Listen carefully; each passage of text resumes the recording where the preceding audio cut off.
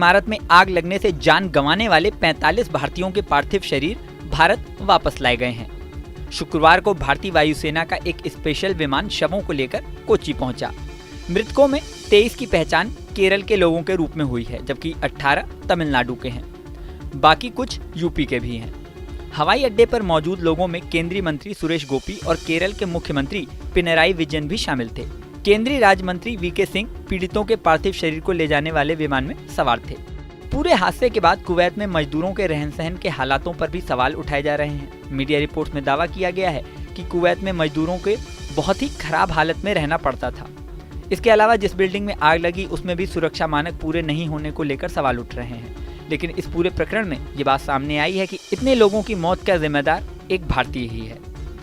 दरअसल इस त्रासदी के लिए इमारत के मालिकों को कथित लापरवाही के लिए जिम्मेदार ठहराया गया है। इस बिल्डिंग का मालिकाना हक एक ऐसे व्यक्ति के पास था जो मूलतः भारतीय है। इसका नाम है जी अब्राहम। जी अब्राहम केरल के रहने वाले हैं। ये मशहूर बिजनेस टाइकून हैं।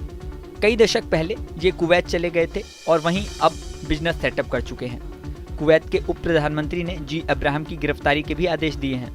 कुवैत के गृह मंत्री शेख फहद अल यूसुफ अल सबा ने हादसे की भयावहता पता चलते ही कुवैत की पुलिस को बिल्डिंग के मालिक को गिरफ्तार करने का आदेश दिया था। उन्होंने ये आदेश भी दिया था कि बिल्डिंग के गार्ड और इमारत में रहने वाले मजदूरों के लिए जिम्मेदार कंपनी के मालिक को भी गिरफ्तार किया जाए। बता दें कि इस हादसे में 50 से ज़्यादा लोगों की मौत हो गई थी। इसमें ज़्यादातर भारतीय ही थे। इसके अलावा पाकिस्तान, नेपाल, फिलिपिनो, मिस्र आदि देशों के नागरिक भी मृतकों में शामिल हैं। कई लोग बुरी तरह घायल हो गए थे, जबकि कुछ लोगों को सुरक्षित बचा लिया गया था। वहीं पीएम मोदी ने इस हादसे में मरने वालों के परिजनों को 2-2 लाख रुपए आर्थिक सहायता देने के निर्देश दिए हैं। साथ ही अन्य जरूरी सहायता देने के लिए भी कहा है। इसके अलावा यूएई स्थित लुलु ग्रुप के अध्यक्ष MA यूसुफ अली ने मृतकों के घर वालों को 5-5 लाख रुपए मदद का ऐलान किया है।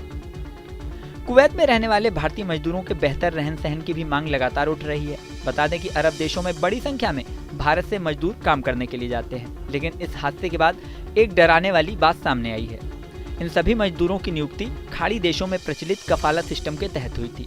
ये सिस्टम एक ऐसा सिस्टम है जो वहाँ के काम करने वाले मजदूरों को एक तरह से गुलाम बना देता है। नौकरी सिर्फ कागजों पर होती है, मजदूर की हालत गुलाम जैसी हो जाती है। दरअसल ये सिस्टम नौकरी देने वाले नियोक्ताओं को कामगारों पर असीमित अधिकार देता है। इसका फायदा उठाकर नौकरी देने वाले एक हद दर्जे तक अमानवीय व्यवहार करने लगते हैं। दूसरे शब्दों में कहें तो वहाँ नौकरी करने गए कामगार उनके गुलाम बनकर रह जाते हैं।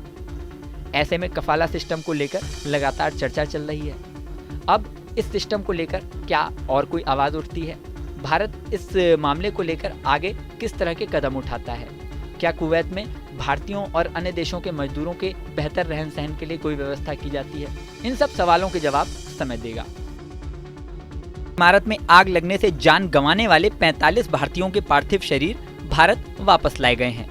शुक्रवार को भारतीय वायुसेना का एक स्पेशल विमान शवों को लेकर कोच्चि पहुंचा। मृतकों में 23 की पहचान केरल के लोगों के रूप में हुई है, जबकि 18 तमिलनाडु के हैं। बाकी कुछ यूपी के भी हैं। हवाई अड्डे पर मौजूद लोगों में केंद्रीय मंत्री सुरेश गोपी और केरल के मुख्यमंत्री पिनराई विजयन भी शामिल थे। केंद्रीय राज्य मंत्री वीके सिंह पीड़ितों के पार्थिव शरीर को ले जाने वाले विमान में सवार थे। पूरे हादसे के बाद कुवैत में मजदूरों के रहन सहन के हालातों पर भी सवाल उठाए जा रहे हैं। मीडिया रिपोर्ट्स में दावा किया गया है कि कुवैत में मजदूरों के बहुत ही खराब हालत में रहना पड़ता था। इसके अलावा जिस बिल्डिंग में आग लगी उसमें भी सुरक्षा मानक पूरे नहीं होने को लेकर सवाल उठ रहे हैं। लेकिन इस पूरे प्रकरण में ये बात सामने आई है कि इतने लोगों की मौत का जिम्मेदार एक भारतीय ही है। दरअसल इस त्रासदी के लिए इमारत के मालिकों को कथित लापरवाही के लिए जिम्मेदार ठहराया गया है। इस बिल्डिंग का मालिकाना हक एक ऐसे व्यक्ति के पास था जो मूलतः भारतीय है। इसका नाम है जी अब्राहम। जी अब्राहम केरल के रहने वाले हैं। ये मशहूर बिजनेस टाइकून हैं।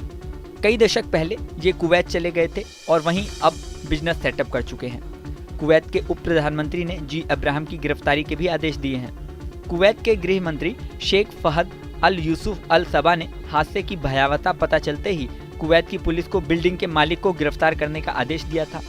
उन्होंने ये आदेश भी दिया था कि बिल्डिंग के गार्ड और इमारत में रहने वाले मजदूरों के लिए जिम्मेदार कंपनी के मालिक को भी गिरफ्तार किया जाए।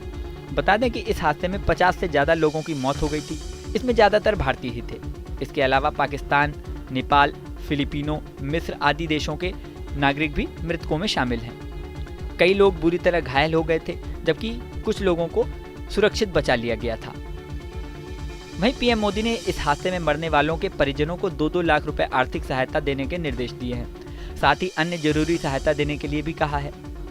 इसके अलावा यूएई स्थित लुलु ग्रुप के अध्यक्ष MA यूसुफ अली ने मृतकों के घर वालों को 5-5 लाख रुपए मदद का ऐलान किया है। कुवैत में रहने वाले भारतीय मजदूरों के बेहतर रहन सहन की भी मांग लगातार उठ रही है। बता दें कि अरब देशों में बड़ी संख्या में भारत से मजदूर काम करने के लिए जाते हैं, लेकिन इस हादसे के बाद एक डराने वाली बात सामने आई है। इन सभी मजदूरों की नियुक्ति खाड़ी देशों में प्रचलित कफाला सिस्टम के तहत हुई थी। ये सिस्टम एक ऐसा सिस्टम है जो वहाँ के काम करने वाले मजदूरों को एक तरह से गुलाम बना देता है। नौकरी सिर्फ कागजों पर होती है, मजदूर की हालत गुलाम जैसी हो जाती है। दरअसल ये सिस्टम नौकरी देने वाले नियोक्ताओं को कामगारों पर असीमित अधिकार देता है। इसका फायदा उठाकर नौकरी देने वाले एक हद दर्जे तक अमानवीय व्यवहार करने लगते हैं। दूसरे शब्दों में कहें तो वहाँ नौकरी करने गए कामगार उनके गुलाम बनकर रह जाते हैं। ऐसे में कफाला सिस्टम को लेकर लगातार चर्चा चल रही है। अब इस सिस्टम को लेकर क्या और कोई आवाज़ उठती है? भारत इस मामले को लेकर आगे किस तरह के कदम उठाता है? क्या कुवैत में भारतीयों और अन्य देशों के मजदूरों के बेहतर रहन सहन के लिए कोई व्यवस्था की जाती है? इन सब सवालों के जवाब समय देगा।